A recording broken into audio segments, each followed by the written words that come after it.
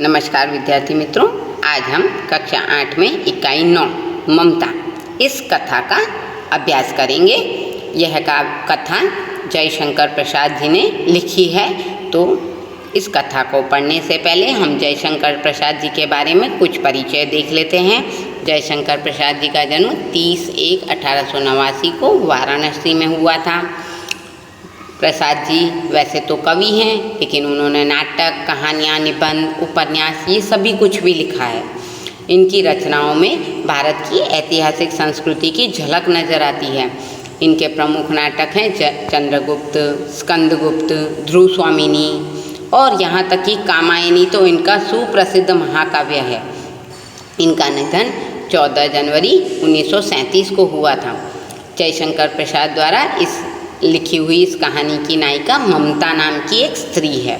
देखिए, ममता जो थी वो विधवा थी। रोहतास दुर्ग में मंत्री चूड़ामणि अपनी एकमात्र स्नेहपालिता पुत्री के दुख से अत्यंत दुखी है।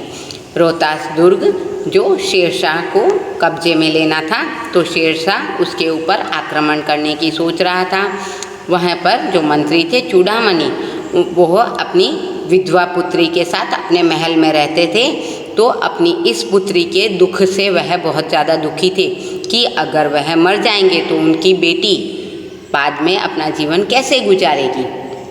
तो वे उसका भविष्य सुरक्षित करने की कोशिश करते हैं। इसलिए वह सोने के थाल भरे हुए अपनी बेटी के पास भेजते हैं, लेकिन बेटी उन्हें लौटा देती है। तभी डोलियों के अंदर छिप कर पठान सैनिक दुर्ग के अंदर आ जाते हैं और दुर्ग पर अधिकार कर लेते हैं। चूड़ामणि की वहीं पर मृत्यु हो जाती है, क्योंकि वह डोलियों को रोकना चाहते हैं। तो पठान सैनिक उन्हें वहीं मार देते हैं। पर ममता किसी तरह वहाँ से काशी में एक विहार में जा पहुँचती है और वहीं रहने लगती है। बहुत सारा समय बीत जाता है। अपनी झोपड़ी में ममता दीप के प्रकाश में बैठी बैठी पूजा पाठ कर रही होती है। तभी एक भीषण और हताश आकृति वहाँ पर आश्रय मांगने आती है। आश्रय यानी सहारा मांगने के लिए। ममता को उसे आश्रय देने में संकोच होता है, क्योंकि वह एक स्त्री है और एक पुरुष को आश्रय देना उसके लिए बड़ी दुविधा वाली बात होगी। तो वह फिर भी अतिथि धर्म का पालन करने के लिए उसे आश्रय देती है। वह पति और कोई नहीं होता है, बादशाह हुमायूं होते हैं।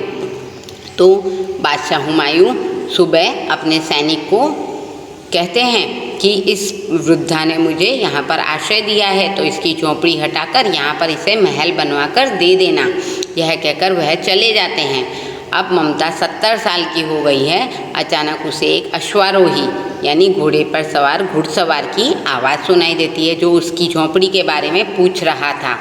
ममता उस मुगल अश्वारोही को स्थान सौंपकर अनंत यात्रा पर चली गई। अनंत यात्रा पर यानी वह मर चुकी है और उसे कहकर गई कि यही वो स्थान है जहाँ पर वह व्यक्ति ठहरा था। उस स्थान पर एक आकर्षक मंदिर बना। उसके शिलालेख पर 7 देशों के राजा हुमायूं के बारे में और उसके पुत्र अकबर के बारे में था, लेकिन ममता का उसमें कहीं पर भी जिक्र नहीं था। यानी हुमायूं और अकबर ने जिस स्थान पर हुमायूं ने आश्रय लिया, जिस स्थान से उसने अपनी जान बचाई और जिसने उसकी जान बचाई यानी ममता ने उसकी जान बचाई, फिर भी जब वहाँ मंदिर बनवाया गया तो ममता का वहाँ पर कोई जिक्र नहीं किया गया था। तो इस कथा को अब हम समझ रहे हैं। तो आइए चलते हैं ममता कहानी की ओर। तो इस पाठ में है कि रोहतास दुर्ग के प्रकोष्ठ में बैठी हुई यह ममता शोण के तीक्ष्ण गंभीर प्रवाह को देख रही है। शोण कहते हैं नदी। नदी के तेज बहाव को वह दुर्ग के कमरे में बैठी बैठी देख रही है। उसके मन में वेदना है, मस्तक में आंधी चल रही है, आँखों में पानी की बरसात बह रही है यानी आंसू निकल रहे हैं। वह रोहतास दुर्ग के मंत्री चूड़ामणि की दुहिता थी। दुहिता यानी पुत्री, तो इकलौती पुत्री थी। उसके लिए कोई अभाव होना असंभव था, यानी उसके पास किसी चीज़ की कमी नहीं थी। बस एक ही कमी थी कि वह विधवा थी। उसकी विडंबना का अंत कहाँ था, यानी उसके ऊपर तो मुसीबतों का पहाड़ टूट पड़ा था जैसे। अब वह अपने कमरे में बैठी हुई नदी की धारा को देख रही है। तो चूड़ामणि ने चुपचाप उस प्रकोष्ठ में यानी उस कमरे में प्रवेश किया। शूण के प्रवाह और उसके कलनाद में ममता अपना जीवन मिलाने में बेसुध थी। यानी ममता को पता ही न चला कि नदी के प्रवाह में देखते देखते कि कब उसके पिता उसके कमरे में आए। पिता का आना वह न जान सकी। चूड़ामणि व्यथित हो उठे। व्यथित यानी दुखी हो गए। वह क्यों दुखी हुए कि उन्हें ऐसा लगा कि शायद उनकी बेटी किसी गंभीर सोच में डूबी हुई है। स्नेह पालिता पुत्री के लिए क्या करें यह स्थिर न कर सकते थे। लौटकर तुरंत बाहर चले गए। उन्हें अपनी पुत्री का दुख न देखा गया, इसलिए वह बाहर चले गए। ऐसा हमेशा होता, पर आज उसके मन में बड़ी दुश्चिंता थी। यानी दुश्चिंता यानी किसी बात की चिंता थी। पैर सीधे न पड़ते थे। पैर सीधे न पड़ना यह एक मुहावरा है, यानी अनिश्चितता की ओर बढ़ना, यानी डगमगाना। एक प्रहर बीत जाने के बाद वे वापस ममता के पास आए। उस समय उनके पीछे 10 सेवक चांदी के बड़े बड़े थाल में कुछ लिए खड़े थे। कितने ही मनुष्यों के पद शब्द सुने तो ममता ने घूमकर देखा। जब बहुत सारे सेवक आए तो पैरों की आवाज़ हुई, और पैरों की आवाज़ होने की वजह से ममता ने पीछे घूमकर देखा तो मंत्री ने सब थालों को रखने का संकेत दिया। यानी चूड़ामणि ने उन्हें कहा कि थालों को यहीं रख दो और चले जाओ। तो अनुचर यानी सेवक जो थे वो थाल रखकर चले गए। ममता ने पूछा, यह क्या है पिताजी? तो उन्होंने कहा, तेरे लिए बेटी उपहार है। यह कहकर उन्होंने आवरण उलट दिया, यानी जो थाली पर जो कपड़ा ढका हुआ था वह उन्होंने हटा दिया। स्वर्ण का पीलापन उस सुनहरी संध्या में विकीर्ण होने लगा। यानी उस थालों में क्या था? सोने के सिक्के भरे हुए थे। तो उस सुनहरी सांझ में सोने के सिक्के और चमकने लगे। ममता चौंक उठी। इतना स्वर्ण, यह कहाँ से आया? यानी इतना सारा सोना कहाँ से लाए? तो उन्होंने कहा, चुप रहो ममता, यह तुम्हारे लिए है। तो इसका मतलब क्या? आपने शत्रु का उत्कोच स्वीकार कर लिया। यानी शत्रु ने जो आपको, दुश्मन ने, जो शेरशाह था, उसने चूड़ामणि को रिश्वत दी थी महल में प्रवेश करने के लिए। तो क्या नहीं आपने शत्रुओं को महल में आने की आज्ञा दे दी? पिताजी ये तो अनर्थ है, अर्थ नहीं। यानी ये आपने गलत किया। लौटा दीजिए पिताजी, हम लोग ब्राह्मण हैं, इतना सोना लेकर हम क्या करेंगे? हमें सोने की कोई ज़रूरत नहीं है। इस पतनोन्मुख प्राचीन सामंत का वंश का अंत समीप है बेटी। अब चूड़ामणि अपनी बेटी को समझा रहे हैं कि बेटा यह राज्य अब खत्म होने वाला है। किसी भी दिन शेरशाह इस किले पर अपना अधिकार ले लेगा और उस दिन मैं मंत्री नहीं रहूँगा। और तब के लिए बेटी, मैं तब के लिए तुम्हें यह सोना दे रहा हूँ ताकि उस समय तुम अपने दिन गरीबी में न काटो। हे भगवान, विपत्ति के लिए इतना बड़ा आयोजन। विपत्ति यानी मुसीबत के लिए इतनी सारी सुरक्षा। परमपिता की इच्छा के विरुद्ध ऐसा कुछ नहीं होगा।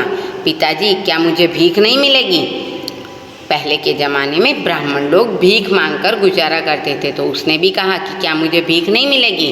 क्या मुझे कोई 2 मुट्ठी अनाज नहीं देगा? ये तो असंभव है पिताजी, फेर दीजिए, मैं काँप रही हूँ। इसकी चमक मुझे अंधा बना रही है। यानी वह चाहती है कि सोना मुझे नहीं चाहिए, वह वापस जिसका है उसे दे दीजिए। तो अगले में चूड़ामणि उस पर गुस्सा हो गए और वह बोले, मूर्ख है। यह कहकर वो चले गए।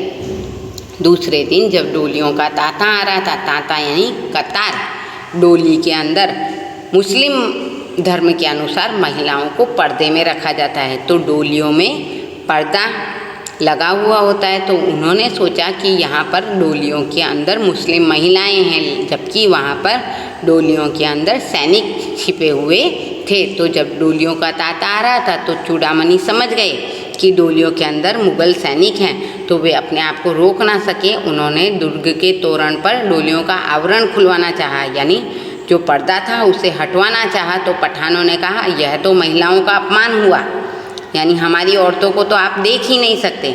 तो इस बात पे बात बढ़ गई और तलवारें खींच गई। चूड़ामणि मंत्री वहीं मारे गए। राजा, रानी, कोष सब कुछ शेरशाह ने छीन लिया और ममता वहाँ से निकलकर भाग गई। डोली में भरे हुए पठान सैनिक दुर्ग भर में फैल गए, लेकिन वहाँ पर उन्हें ममता नहीं मिली क्योंकि वह तो जा चुकी थी। काशी नगरी के उत्तर में धर्मचक्र विहार था, जहाँ पर मौर्य और गुप्त सम्राटों की कीर्ति का खंडर था। यानी वहाँ पर मौर्य सम्राट और गुप्त सम्राट ने जो महल बनाए थे उनके खंडर थे। खंडित शिखरों वाले भवन, तृण गुल्मों से ढके हुए प्राचीर और ईंटों के ढेर में बिखरी हुई भारतीय शिल्प की विभूति ग्रीष्म की चंद्रिका में स्वयं को शीतल कर रही थी। यानी जो घास फूस के तिनकों से ढके हुए और ईंटों के ढेर में बिखरे हुए जो खंडर थे वह गर्मी की चांदनी रात में और अधिक शीतल हो रहे थे। वहाँ पर गौतम का उपदेश ग्रहण करने के लिए पंचवर्गीय भिक्षु पहले मिले थे। उसी स्तूप के भग्नावशेष की मलिन छाया में एक झोंपड़ी के दीपालोक में एक स्त्री पाठ कर रही थी। अब इस जगह पर ममता रह रही है और वहाँ पर उस खंडर के टूटे फूटे अवशेषों के पास एक झोंपड़ी बनाकर वह दीप के आलोक में, दीप यानी दिया और आलोक यानी प्रकाश, तो दिए के प्रकाश में वह पाठ कर रही है। अनन्या शिववंतयंतो माँ ये जना पर्युपासते। अब पाठ रुक गया है। एक भीषण और हताश आकृति दीपक के मंद प्रकाश में सामने खड़ी नजर आ रही है। वह स्त्री उठी, उसने कपाट बंद करना चाहा, पर उस व्यक्ति ने कहा कि माता मुझे आश्रय चाहिए, यानी मुझे पनाह चाहिए। तो उस स्त्री ने पूछा कि तुम कौन हो? तो उसने कहा मैं मुगल हूँ, चौसा युद्ध में शेरशाह से विपन्न होकर रक्षा चाहता हूँ। यानी चौसा का युद्ध चल रहा है और शेरशाह से भागकर मैं यहाँ आया हूँ। इस रात अब आगे चलने में असमर्थ हूँ, यानी मैं अब आगे और ज़्यादा नहीं जा सकता, तो मुझे आराम करना है। तो क्या शेरशाह से? स्त्री ने अपने होठ काट लिए। हाँ माता, तो तुम भी यानी वैसे ही क्रूर हो, यानी निर्दयी हो। वही भीषण रक्त की प्यास है, वही निष्ठुर प्रतिबिंब तुम्हारे मुख पर भी नजर आ रहा है। सैनिक, मेरी कुटिया में तुम्हारे लिए कोई जगह नहीं है, जाओ यहाँ से, कहीं कोई दूसरा आश्रय खोज लो। तो वह पथिक कहता है मेरा गला सूख रहा है, मेरे साथी छूट रहे हैं, मेरा अश्व गिर गया है और मैं इतना थका हुआ हूँ। और ऐसा कहकर वह धम से वहीं बैठ गया। उसके सामने पूरा ब्रह्मांड घूमने लगा। तो उस औरत ने सोचा ये आफत कहाँ से आई। अब यहाँ से आगे का अभ्यासक्रम हम अगले अध्ययन में करेंगे। तो आपने इतना इस पाठ को समझा और ध्यान